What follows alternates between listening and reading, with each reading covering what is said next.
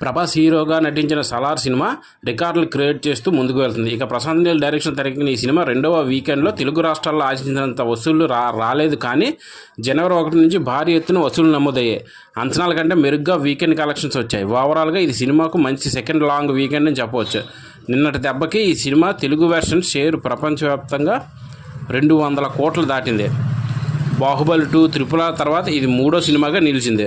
ఇక సలార్ నైజాం మరియు ఓవర్సీస్లో అనూహ్యంగా అద్భుతంగా వసూళ్లు వస్తున్నాయి.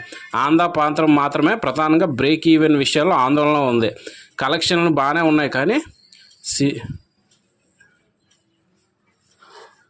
సినిమా బిజినెస్ను బట్టి పరిశీలిస్తే ఈ సినిమా ఆంధ్రాలో ఇంకా కలెక్షన్స్ రావాల్సి ఉంది.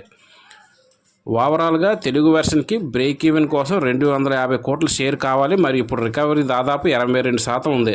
తదుపరి ఏ ఇతర పబ్లిక్ హాలిడేస్ లేనందున ఈ సినిమా తెలుగులో యావరేజ్